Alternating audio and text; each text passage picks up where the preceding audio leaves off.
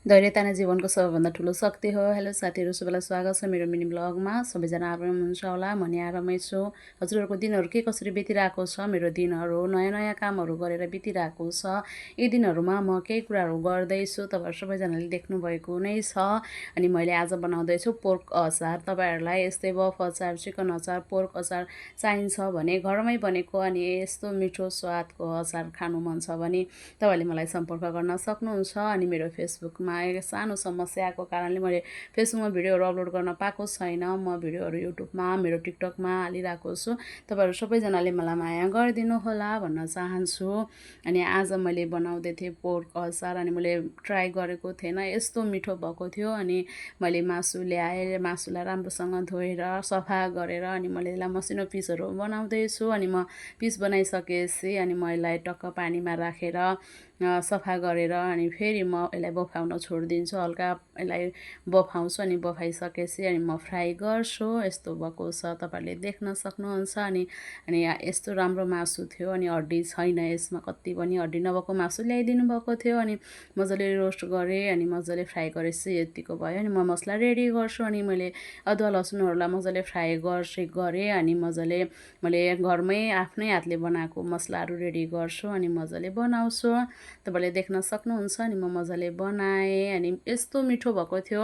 अनि मेरो अचार जतिले मलाई विश्वास गरेर लानुभएको छ, उहाँहरूले खानुभएको छ, एकदमै मिठो छ भन्नुभएको छ। अनि म उहाँहरूको त्यो सानो मेरो सानो प्रयास थियो अनि उहाँहरूले खाइसक्नु भइसकेपछि एकदमै मिठो छ, राम्रो भएको छ भन्दै गर्नुहुँदा चाहिँ मलाई अझै पनि नयाँ आशा है, मैले नि केही गर्न सक्छु है भन्ने सानो थप ममा उत्साह भएको छ। अनि सबैजनाले अनि मैले बनाएको अचार चाख्नु मन छ भने मलाई सम्पर्क गर्न सक्नुहुन्छ।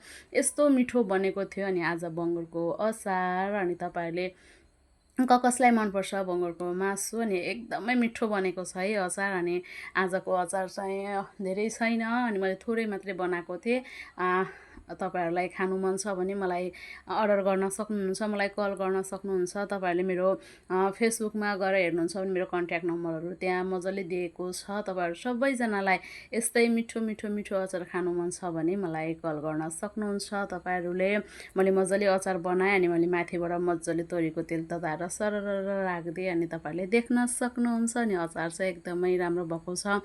मैले सानो कोसिस मात्रै गरेको छु, मलाई धेरै ठुलो होइन। घरमा छु यत्तिकै देशभरि बसिराख्नुभन्दा मैले नयाँ केही कुरा गर्नुपर्छ। मैले सानो केही गरेँ भने मेरो परिवारको लागि सानो हेल्प हुन्छ।